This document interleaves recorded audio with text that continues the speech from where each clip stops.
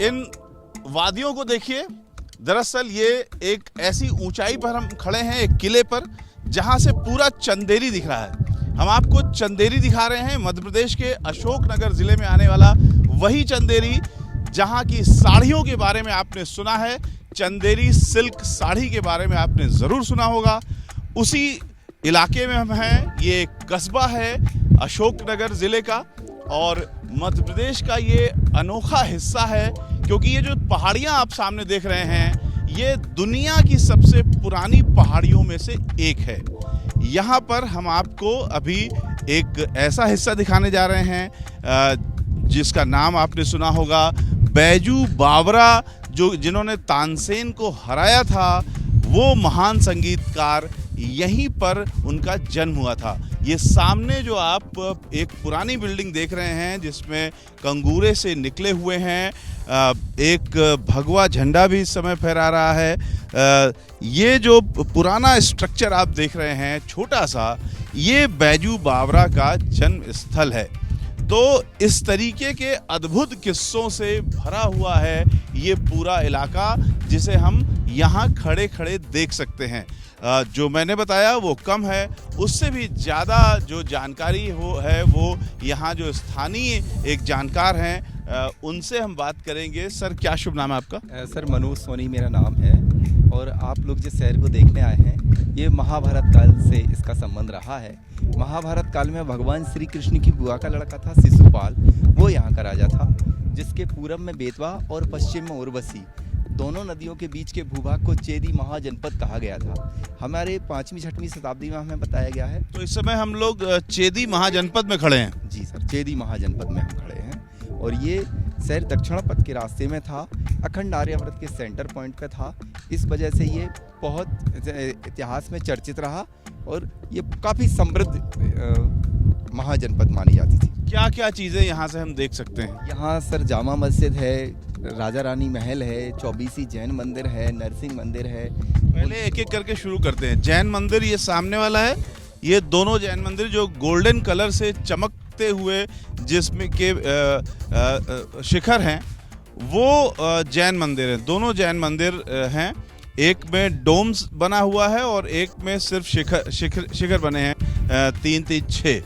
और इन दोनों जैन मंदिरों के अलावा हमको क्या दिखाई दे रहा है? राजा रानी महल है ये सामने। राजा रानी महल जो उधर का जैन टेम्पल है, उसके ठीक सामने एक पुराना स्ट्रक्चर आपको दिखाई दे रहा है। बेहद खूबसूरत है, बहुत ज़्यादा बड़ा नहीं है, लेकिन वो काफ़ी बड़ा है। यहाँ दूर से कम बड़ा दिखाई दे रहा है, लेकिन जिस तरह से बैजू बावरा का स्ट्रक्चर है, उसी तरीके से वो स्ट्रक्चर है।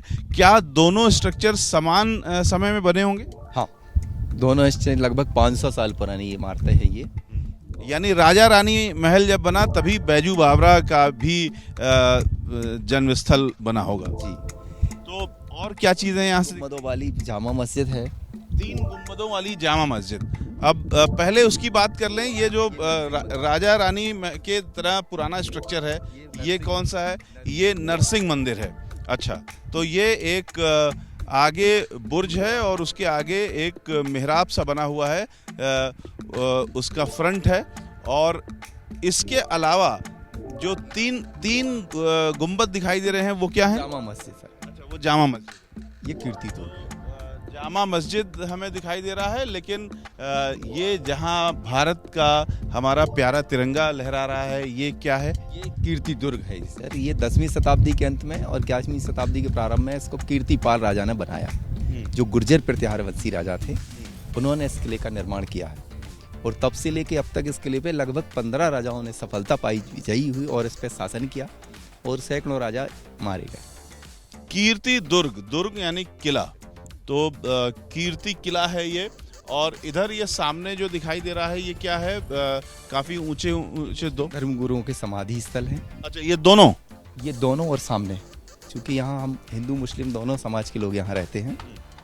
ये नदी बेतवा है, जो मध्य प्रदेश की सबसे तेज बहने वाली नदी। अच्छा, ये जो 2 ऊंचे टीले हैं, ये मुस्लिम धर्मगुरुओं की समाधि है और उसके पीछे बेतवा बह रही है।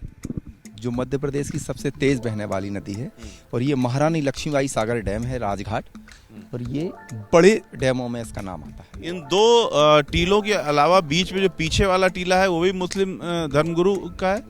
अच्छा, वो नहीं, ये सामने वाले जो दो हैं। अच्छा, और ये तीसरा वो उधर दिखाई दे रहा है। हाँ, वो जो सामने एक टीला दिखाई दे रहा है वो मुस्लिम धर्मगुरु तीसरे थे, उनका मज़ार है।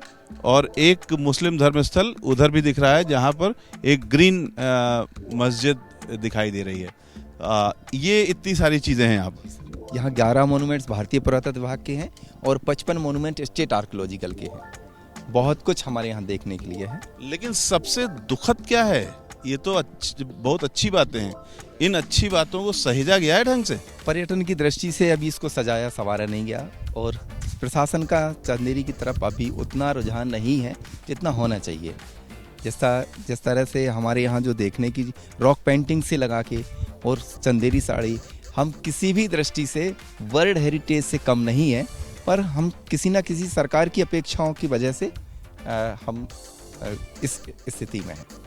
इसको फिर से समझाइए कि आप किस तरह से जो ये वर्ल्ड हेरिटेज की जगह है, लेकिन इस पर अभी सरकार का ध्यान नहीं गया है। क्या क्या चीज़ों का नुकसान हो रहा है इससे? इसमें हमारे व्यापार का बहुत बड़ा नुकसान है। चंदेरी साड़ियों की, इसमें टूरिस्ट आएगा, पर्यटक आएंगे तो चंदेरी साड़ी का व्यापार बढ़ेगा और हमारा जो पुरातत्व है वो निखर के आएगा। और यहाँ सरकार को अभी पिछले जो भी सरकारें रही हैं उन्होंने बहुत कम, चूँकि कनेक्टिविटी नहीं है चंदेरी, चूँकि दक्षिण पथ के रास्ते में होने के साथ साथ अब जाके रोड बन रहे हैं, अब उनको जोड़ा है। और सरकार ने भी अभी गजट नोटिफिकेशन में इसको टूरिज्म पर्यटन नहीं माना। तो यहाँ पर भीमबेटका की तरीके से बेहद महत्वपूर्ण चीज़ें भी हैं। रॉक पेंटिंग यहाँ बहुत संख्या में है और प्राकृतिक बहुत संपदा हमारे यहाँ मौजूद है। उसको भी संरक्षित नहीं किया गया। संरक्षित अभी नहीं किया गया है। जो भित्ति चित्र हैं, पूरा मानव काल कहिए या मानवों का जो शुरुआत था उस समय के भित्ति चित्र यहाँ पर हैं, लेकिन उनको भी सरकारी संरक्षण प्राप्त नहीं है। बिल्कुल नहीं है सर। और चंदेरी के अलावा भी यहाँ बूढ़ी चंदेरी है। किस हाल में है वो भित्ति चित्र? यहाँ सुरक्षित हैं, लेकिन देख रेख के अभाव में लोग उनको नुकसान पहुँचा रहे हैं। वहाँ दाल बाटियाँ बनाने चले जाते हैं, धुएं से वो काली हो रही हैं। कितने समय पुराना है वो? लगभग 50,000 साल पुराना। तो इस तरीके से जो चंदेरी का इलाका है, न सिर्फ चंदेरी साड़ी के लिए बल्कि अपने पुरातात्विक मॉन्यूमेंट्स के लिए भी जाना जाता है। और सिर्फ पुरातात्विक मॉन्यूमेंट ही नहीं बल्कि जो 50,000 साल पुराने मानव निर्मित पहले चित्र जिसे कहा जाता है, इंसान के बनाए हुए पहले चित्र, उनमें से कुछ चित्र यहाँ पर काफ़ी संख्या में मौजूद हैं, लेकिन उन्हें भी सरकारी तौर पर संरक्षण प्राप्त नहीं है। यही हाल बाकी मॉन्यूमेंट्स का है। लिहाजा यहाँ पर जो पर्यटन है वो भी काफ़ी पुरानी स्थिति में, काफ़ी गई गुजरी स्थिति में है। यहाँ के जो स्थानीय लोग हैं वो ये चाहते हैं कि सरकारें इस ओर ध्यान दें और चंदेरी का उस तरह से विकास हो सके जिस तरह से यहाँ की क्षमता है, जितनी क्षमता है उस लिहाज से चंदेरी का विकास नहीं हो पा रहा है।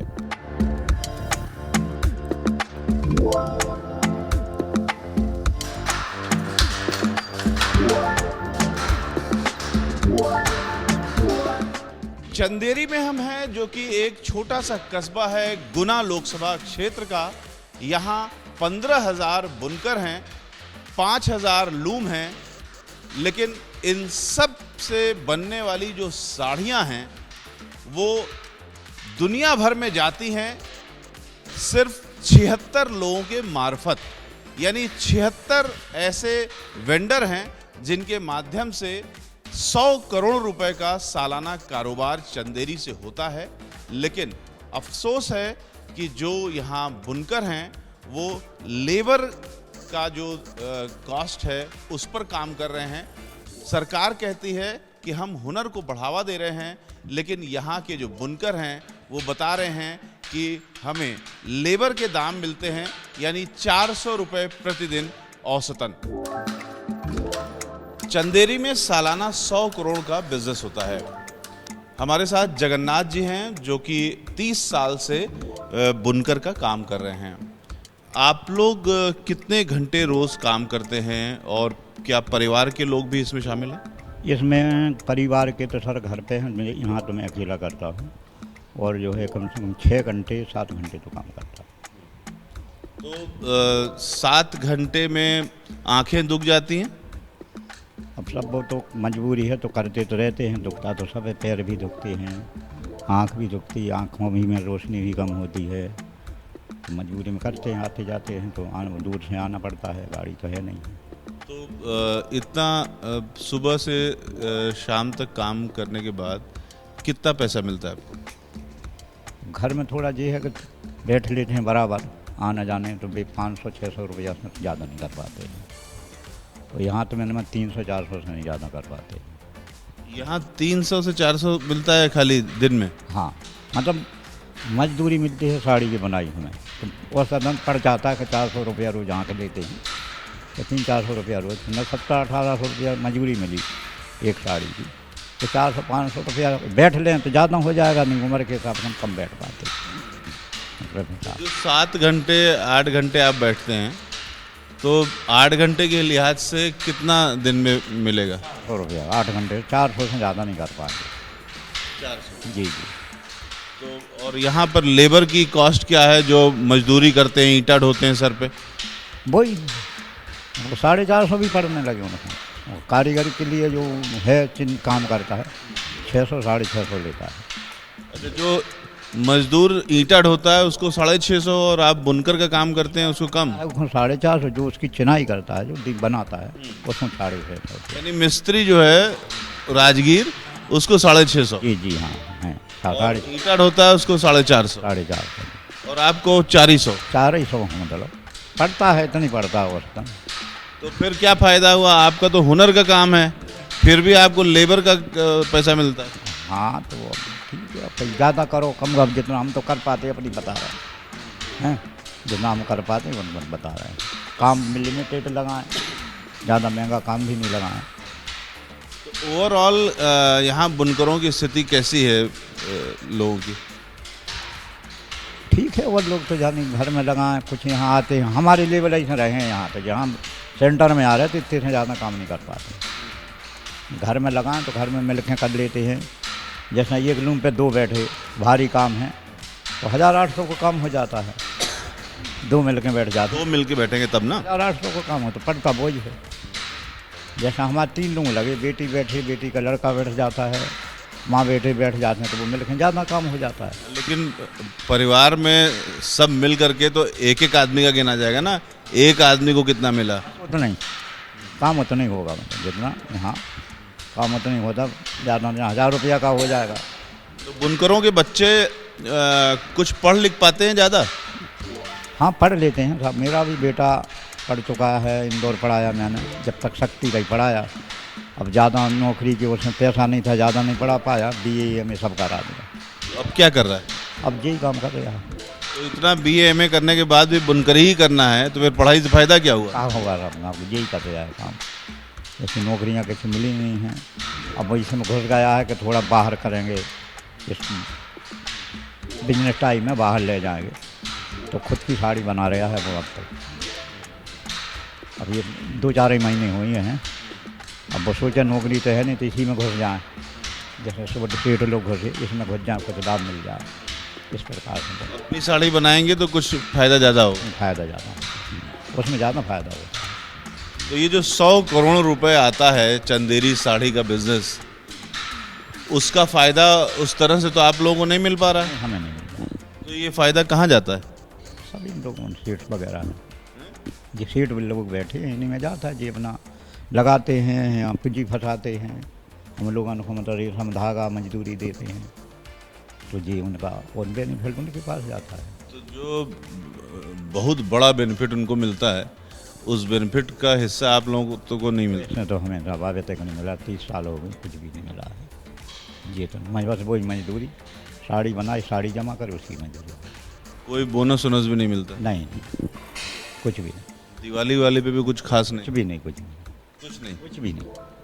झूठ का बोलने के मिला के नहीं मिला, जो सच्ची बात हमें तो अभी तक नहीं मिला कि जो बोनस है कि कुछ है कि ये है वो कुछ नहीं। जी जी मीठी बात? हाँ बस मीठी बात जी मीठी बात मिल जाती, जी जी बिल्कुल। हाँ अच्छा, बनाते रहो। हाँ, बढ़िया साड़ी बनाई, अच्छी बनाई और बनाइए, ये मीठी बात है। या कोई त्यौहार हुआ तो मेरा सा डिब्बा दे दिए, थोड़ा मिठाई रख दिए, आधा किलो डिब्बा, उसमें मिठाई दे दी। जगन्नाथ जी की रिटायरमेंट की उम्र पार हो चुकी है, अब 61 साल के हो गए हैं। हैंडलूम का जो पूरा ज़माना है वो देख चुके हैं, 30 साल से ज़्यादा हो गया काम करते। सरकार लगातार ये कह रही है कि हैंडलूम को, चंदेरी साड़ियों को हम बढ़ावा दे रहे हैं, तो ये कितना आपको फ़ायदा मिला इसका? हमें तो सब मजदूरी ही मिली, जो है मजदूरी हमें पड़ी, अलग से नहीं देते हैं कि हमें कोई दे दिया कि इतना ज़्यादा काम किया, ये तो कुछ नहीं। जो हम बुनते हैं तो बुनने में की मजदूरी मिल जाती है, वही 300-400 रुपया से ज़्यादा नहीं पड़ पाती हमें। और तो ऐसा कुछ नहीं है कि हमें त्यौहार पे कुछ मिला या कोई मतलब ज़्यादा काम किया कि बोनस मिला कि अलग से पैसे मिले। अगर लोन भी लिया तो जमा करना पड़ा, बनाने की लोन लिया 50,000 तक का ले लिया है, किस्त में जमा करना पड़ता है। वही मजदूरी 300-400? 400, हाँ 300-400 रुपया जो पड़ती है हमें वही बना पाते हैं। और ईंटा ढोने वाला लेबर यहाँ कितना लेता है? 450।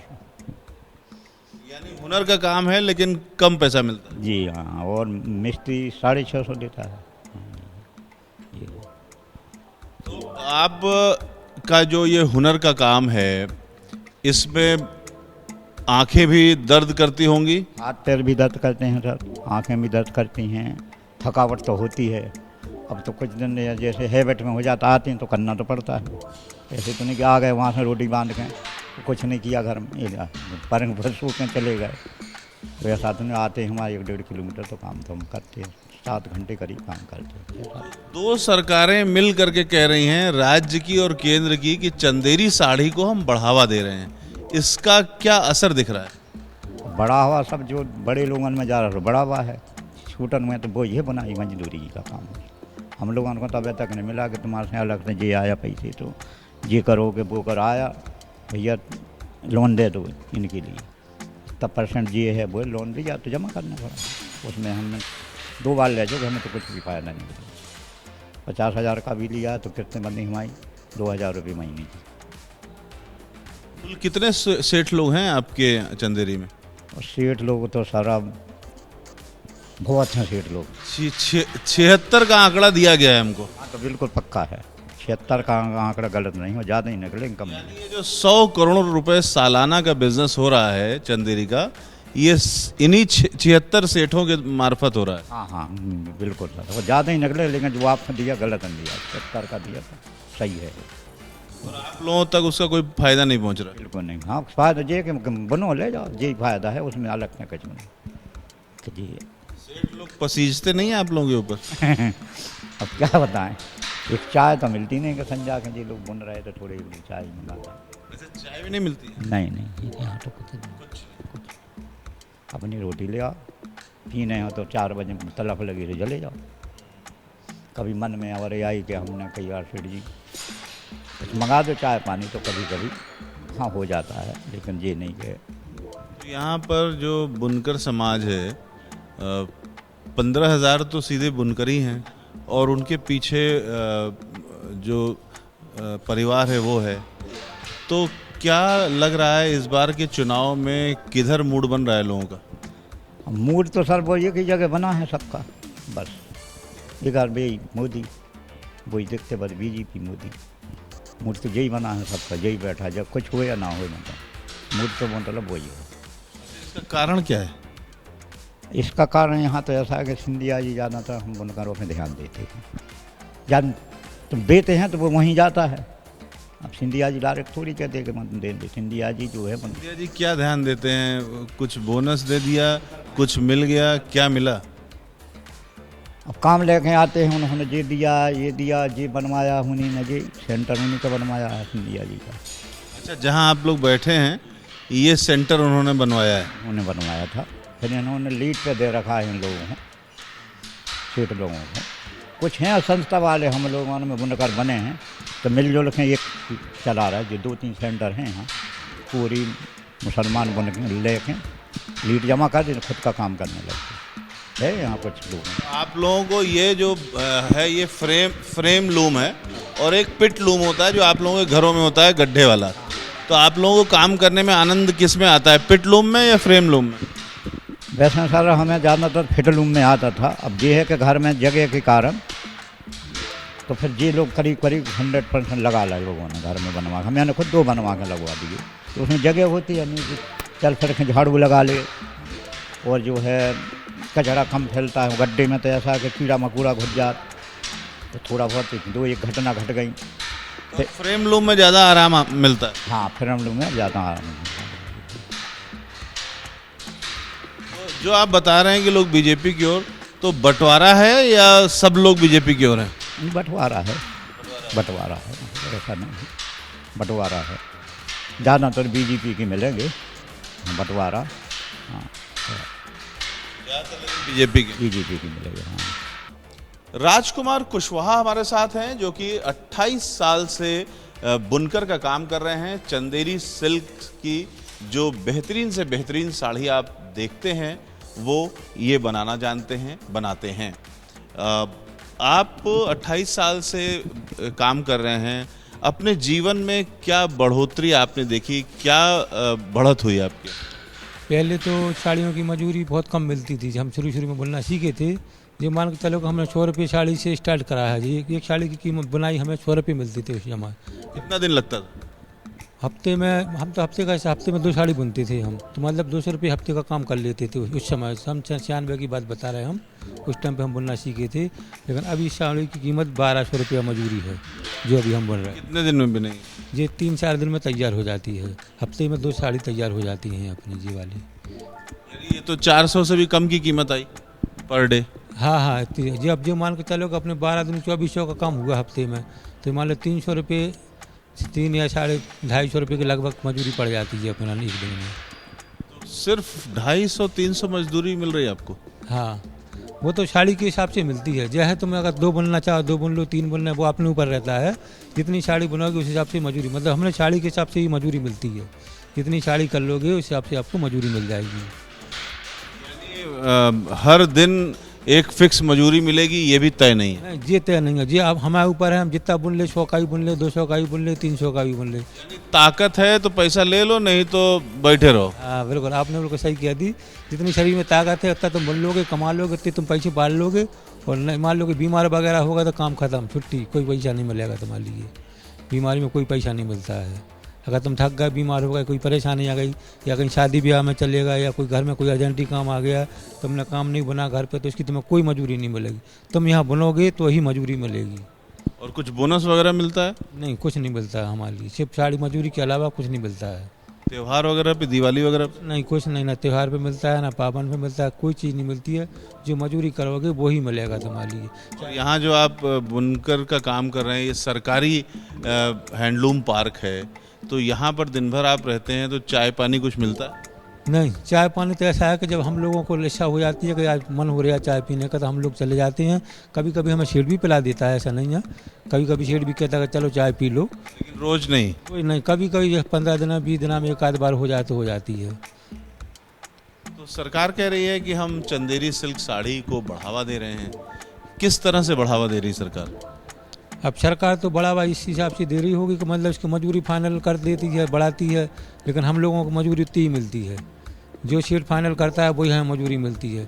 अब इस साड़ी की मजदूरी हमें लाने जैसे मान लो कि 60 रुपये मीटर के हिसाब से मिलती है। अभी हमने सुबह से आकर ब्लाउज बनाया इसका, मान लो हमने सुबह से अभी तक 60 रुपये कमाए हैं अभी।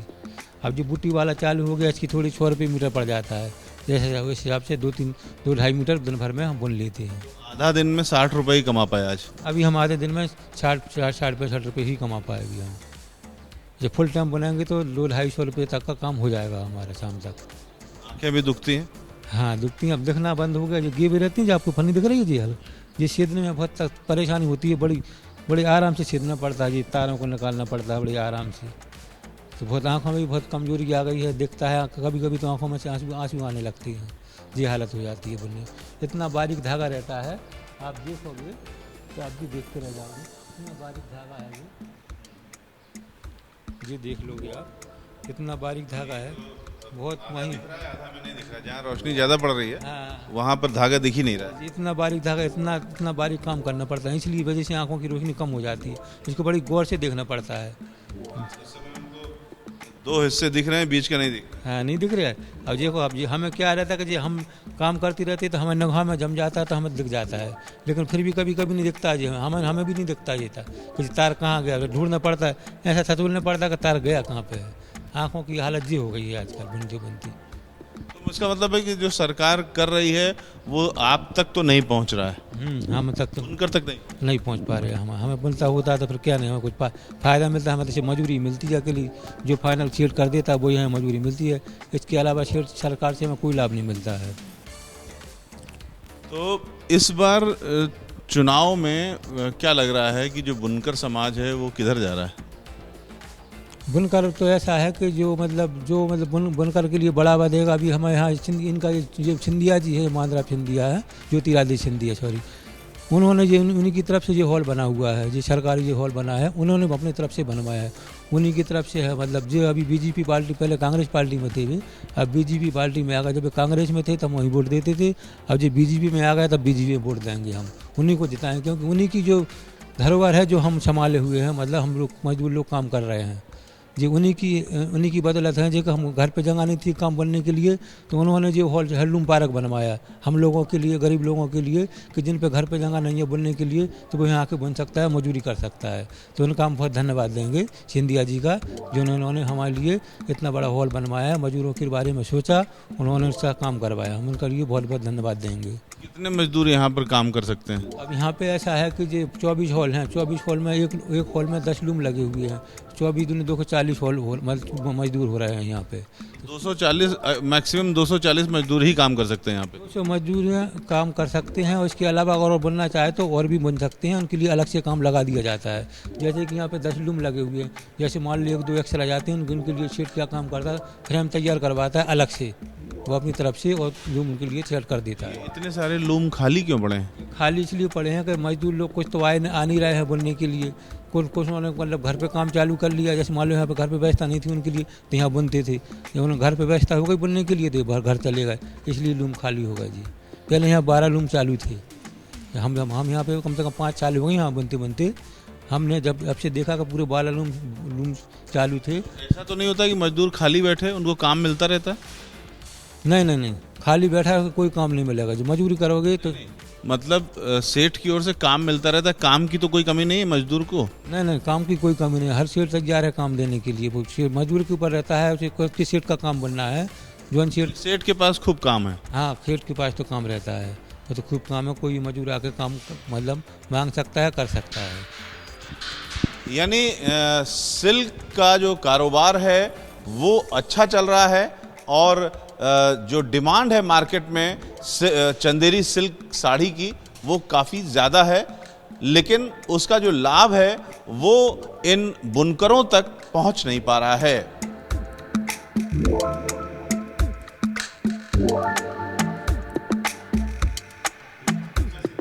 मुजीर अहमद जी हैं हमारे साथ, जो कि इस साड़ी की विशेषता बता रहे हैं। ये कौन सी साड़ी है मुजीर भाई?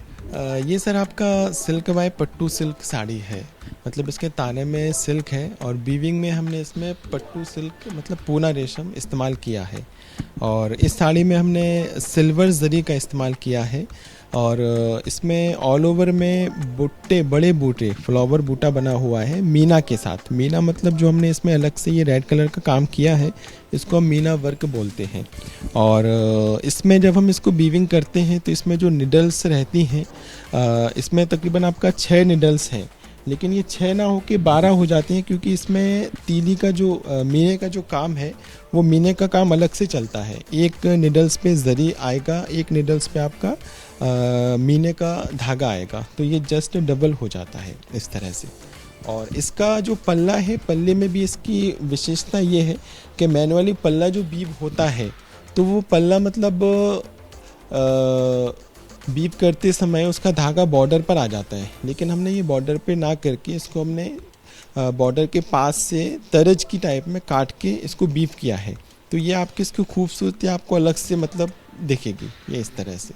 और इसका ब्लाउज़ भी हमने इस तरह से बनाया है कि ब्लाउज़ में भी हमने इसमें ये देखिए, ब्लाउज़ में भी हमने इसी तरह का काम इसमें किया है। तो लगातार अपनी मरहूम माता जी को याद कर रहा हूँ इस साड़ी को देख के जी कि उनके ऊपर कैसी लगती। बिल्कुल सर। ये कितने की साड़ी होगी? सर ये साड़ी मतलब तकरीबन हमारा मार्केट में इसको हम 10,000 11,000 में सेल करते हैं जी। और ये जब विदेश पहुंचेगी तो और ज़्यादा? हाँ सर, वहाँ पर मतलब वहाँ के मार्केट में जो भी मतलब डिमांड्स के अकॉर्डिंग होगा। तो विदेश जाती है यहाँ से साड़ियाँ चंदेरी से? चंदेरी से जाती हैं सर, मतलब डायरेक्ट तो नहीं लेकिन इनडायरेक्टली मतलब हमने अपने वेंडर्स को दिया और उन्होंने मतलब आगे चंदेरी मतलब जैसे हमने दिल्ली में किसी वेंडर्स को दिया, फिर उन्होंने वहाँ से। कितनी मशहूर हैं चंदेरी साड़ियाँ, ये अगर आपको बताना हो तो आप क्या कहेंगे? सर चंदेरी साड़ियाँ तो मशहूर हैं, बहुत ज़्यादा मशहूर हैं।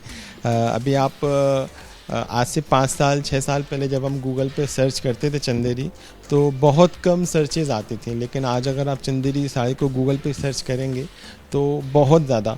अभी कुछ दिन पहले मैं मतलब यूट्यूब पर एक मूवी देख रहा था, साउथ की मूवी थी। उस मूवी में तो मतलब एक्ट्रेस ने पूरी साड़ी में चंदेरी साड़ियाँ ही पहनी हुई हैं। अब उनकी क्या खासियत है चंदेरी साड़ियों की? सर चंदेरी साड़ियाँ सबसे पहले तो हाथ से बनती हैं और हाथ से बनने के साथ ये इतनी नाजुक होती हैं, मतलब इतनी कंफर्टेबल होती हैं पहनने में कि बस मतलब आपको ये लगेगा कि जैसे हमने ये साड़ी पहना है तो आप बिल्कुल मतलब कंफर्टेबल रहती हैं, इसलिए मतलब ये आपका फेमस होती हैं सर। तो क्या क्या वैरायटी होती है इसमें? जैसे हम लोग तो जानते हैं चंदेरी सिल्क साड़ी, और वैरायटी क्या होती है कुल? सर चंदेरी में अभी प्रेजेंट में तो मतलब हमारे पास जो है, मैंने आपको एक तो यही बताया, ये आपका सिल्क बाय पट्टू सिल्क है। इसके अलावा जो ये नीचे वाला मैंने दिखाया था ये आपका सिल्क बाय कॉटन है, मतलब ये इसका फैब्रिक जो है ताने में सिल्क है और बीविंग में इसमें मसराइज है, तो ये सिल्क बाय मसराइज है। इसकी एक तीसरी जो वेराइटीज़ आती है सर, जैसे ये येलो साड़ी का ही एक दूसरा है, तो इसमें हमने ताने में सिल्क है और बीविंग में हमने इसमें बहुत सुंदर साड़ी है, बहुत सुंदर साड़ी है। ये देखिए, इसमें हमने बीविंग में जो है जरी बीफ किया हमारे कारीगर ने। तो एक इसका मतलब टाइप ये भी हो जाता है कि silk bye tissue silk sari. Tissue silk? Tissue silk मतलब जरी को हम लोग टिशू बोलते हैं, है ना सर, तो इसको टिशू सिल्क साड़ी बोलते हैं। ये सेम साड़ी है येलो जैसी, बट लेकिन इसमें आपका बीविंग में एक धागा हमने चेंज कर दिया। और ये कितने की होगी?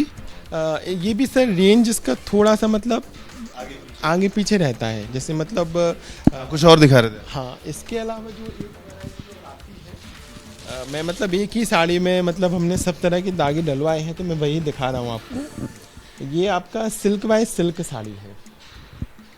एक से एक सुंदर साड़ियाँ हैं इसमें। अच्छा, इसमें सर ताने में तो एक ही धागा है सिल्क, बीविंग में हमने अलग अलग मतलब धागे चेंज कर दिए। इसमें आपका सिल्क में हमने सिल्क डाला है, तो ये सबसे मतलब ट्रांसपेरेंट साड़ी यही होती है, सिल्क बाय सिल्क साड़ी ये होती है। Silk bye silk? Silk bye silk. ये कितने की होगी?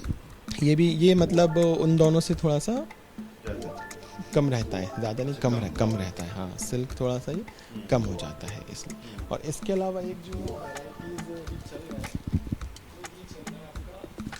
फुल टिशू में, मतलब इसमें हमारा जो ताना है वो हमारा पूरा जरी है। ये देखिए, जैसे ये जो ताना दिख रहा है ना, ये आजकल ये साड़ियाँ भी खूब चल रही है, मतलब इसमें फैब्रिक भी आ रहा है, साड़ियाँ भी आ रही हैं इस तरह से। ये आपकी पूरी प्लान है, ये हमारी सिंगल मतलब कलर में साड़ी है। आजकल इसमें मतलब 4-4 5-5 कलर भी बन रहे हैं, जैसे इधर गोल्डन है, फिर इधर ब्लैक है, फिर रेड है। कितने कम दाम से शुरू होकर के कितने मैक्सिमम दाम तक साड़ियाँ जाती हैं चंदेरी की? सर चंदेरी में तो नहीं, मैं अपनी बात कर सकता हूँ कि मेरे पास मतलब स्टार्टिंग जो है वो तकरीबन 1100-1200 से लेके और मैक्सिमम 16,000-17,000 तक का रेंज है अवेलेबल। और वैसे चंदेरी की बात करें खाली नॉलेज के लिए, तो कितने रुपए से शुरू होकर के कितने मैक्सिमम तक जाती है चंदेरी की साड़ी? सर मिनिमम तो यही आता है, और मैक्सिमम में मतलब फिर हम लोग इन्हीं साड़ियों में जैसे रियल जरी जैसे गोल्डन या सिल्वर का इस्तेमाल करते हैं, तो फिर वो उसके अकॉर्डिंग मतलब जितना उसमें सिल्वर या गोल्डन लगता है तो उसकी रेंज बढ़ जाती है। जैसे सर मतलब शायद मेरे हिसाब से 1 लाख के अब तक जाती हैं मतलब साड़ियाँ ऐसा। अच्छा, रियल गोल्ड भी लगाते हैं आप लोग? हाँ, जैसे यही धागों में जैसे ये वाला जो काम है ना, ये वाला काम ये हमारा टेस्टेड जरी है, मतलब इसमें भी सिल्वर होता है बट लेकिन वो एक परसेंटेज कम रहता है। इसी धागे को हम मतलब पूरा सिल्वर इस्तेमाल कर सकते तो अब आप लोग अपने आप को बनारसी साड़ी, पोचमपल्ली साड़ी और सूरत की साड़ी, इन सब में कहाँ देखते हैं? किस तरीके से आप लोग तुलना करते हैं? सर हमारी चंदेरी साड़ी का मतलब इन सभी में एक अलग ही है। मतलब ये कह सकते हैं कि और साड़ियों में जैसे जो भी काम वगैरह होता है, लेकिन हमारी चंदेरी साड़ी में हम जो काम वगैरह करते हैं, अब ये कहें कि मतलब एक डिफरेंट होता है या जो भी है, लेकिन इसकी बात अलग होती है। हमारे जो भी कस्टमर्स हैं जो ये साड़ियाँ पहनते हैं तो वो ये कहते हैं कि भाई हमने कांजीवरम भी पहना है, बनारसी भी पहना है, लेकिन चंदेरी की बात सबसे अलग है। अब वो किस वजह से है ये नहीं कह सकते, बट लेकिन इसकी बात अलग होती है। हर जगह की एक खासियत होती है और यहाँ की भी एक खासियत है। हाँ कि मतलब ये है चंदेरी के बारे में मतलब हमारे कस्टमर्स जो रिव्यूज़ देते हैं वो ये बताते हैं कि मतलब यहाँ की साड़ियों में एक अपनापन सा है। यहाँ के कारीगर जो हैं साड़ियाँ बनाते हैं तो वो इतने अच्छे से मतलब बनाते हैं, ऐसा नहीं कि भाई हमारा काम है सुबह 8 से शाम तक काम करना है फिर हमें जाना है, वैसा नहीं। मतलब एक लगाव से साड़ियाँ बनाते हैं तो उसको पहनने में उतना ही मतलब कस्टमर्स को मज़ा आता है। चंदेरी की साड़ियों के अलावा और कुछ भी बनता है, मशहूर है? चंदेरी की साड़ियों के अलावा चंदेरी में दुपट्टा भी बनता है। दुपट्टा भी हम लोग बनाते हैं। दुपट्टे के अलावा सूट्स भी बनाते हैं, ड्रेस मटेरियल जिसमें कुर्ता, दुपट्टा, बॉटम तीनों चीज़ें आती हैं, वह भी बनता है। और स्टॉल्स वगैरह भी बनते हैं।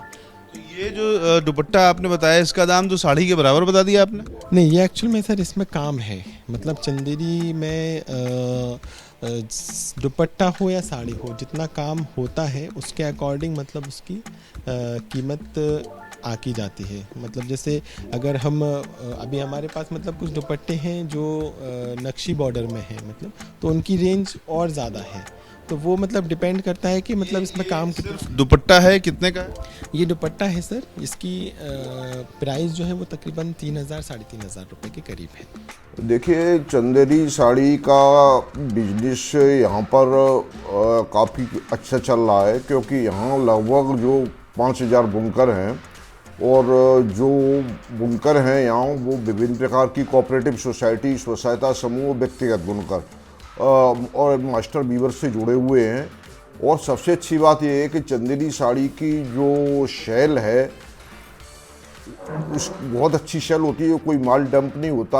और यहाँ के बुनकर उनको स्थानीय मार्केट और बड़े बड़े शहरों के जो शोरूम्स हैं तो वहाँ के व्यापारी खुद आकर यहाँ से खरीद के ले जाते हैं माल। तो यदि हम शेल चंदेरी साड़ी की सेल के पॉइंट ऑफ व्यू से देखेंगे तो काफ़ी अच्छी है। कितना सालाना टर्नओवर होगा? लगभग 75 करोड़ रुपए का वार्षिक टर्नओवर चंदेरी साड़ी का है हमारे। 75 करोड़ से 100 करोड़ के बीच जी में? जी। तो कभी 100 करोड़ पार करता है कि नहीं? अभी बढ़ रहा है, हर वर्ष कुछ न कुछ बढ़ रहा है इसमें। तो वो पार, क्योंकि हमारे जो बुनकर है, लूम्स है, वो प्रतिवर्ष बढ़ते हैं और क्षमता भी लोगों की, बुनकरों की बढ़ती है, तो वो निश्चित तौर पर 100 करोड़ से पार होगा। तो यहाँ की जो साड़ियाँ हैं सबसे ज़्यादा डिमांड उनकी कहाँ पे होती है? यहाँ तो डिमांड तो वैसे ऑल ओवर इंडिया है यहाँ की डिमांड। बाकी बड़े बड़े शहरों में खासकर अपने दिल्ली है और बॉम्बे है, और बाकी उत्तर प्रदेश से, इलाहाबाद वगैरह से काफ़ी यहाँ वो व्यापारी लोग आते हैं, माल खरीद के ले जाते हैं। तो सरकार जो है वो कुछ कर रही है चंदेरी सिल्क साड़ियों को प्रमोट करने के लिए?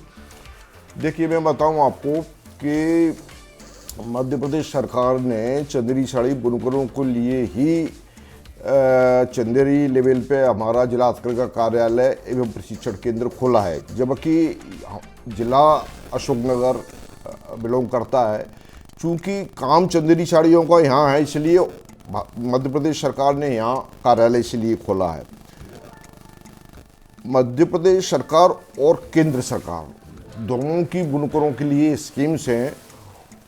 उन स्कीमों के तहत बुनकरों को लाभान्वित कराया जाता है। जैसे कि सबसे बड़ी स्कीम, जैसे बुनकर जो साड़ी बनाते हैं, जो लूम से, वो 90% सब्सिडी पर, सिर्फ 10% पैसा बुनकर का लगता है और 90% सब्सिडी राज्य सरकार और केंद्र सरकार देती है।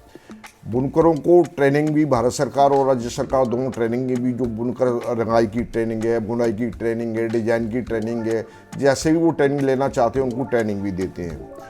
प्लस बुनकरों को बुनाई प्रोत्साहन के लिए राज्य स्तरीय और राष्ट्रीय स्तरीय के पुरस्कार भी देते हैं। राज्य शासन द्वारा कबीर पुरस्कार की घोषणा की गई है। जैसे जो साड़ी उत्कृष्ट टाइप की साड़ी जो बनाएंगे उनको नॉमिनेशन होता है, उसके बाद में प्रथम पुरस्कार के रूप में बुनकरों को 1 लाख रुपए मिलता है, द्वितीय पुरस्कार के रूप में बुनकरों को 50,000 और तृतीय पुरस्कार के रूप में 25,000 मिलता है। और सबसे बड़ी खुशी की बात मैं बताऊं, अभी तक जैसे 2008 से लगभग ये स्कीम चल रही है, तो अभी तक हमारे चंदेरी के कम से कम 15 से ज़्यादा बुनकरों को ये लाभ मिल चुका है, पुरस्कार मिल चुके हैं उनको, और कम से कम 3 या 4 बुनकरों को राष्ट्रीय पुरस्कार भी मिल चुके हैं। कुल कितने ऐसे बड़े ठेकेदार यहाँ पर हैं जो इन 15,000 बुनकरों का माल बाहर बिकवाते हैं? देखिए, मास्टर वीवर्स हैं, ट्रेडर्स भी हैं, और तो लगभग 100 के लगभग यहाँ ट्रेडर्स और व्यापारी हैं जो इन लोगों को माल विक्रय में सहायता करते हैं।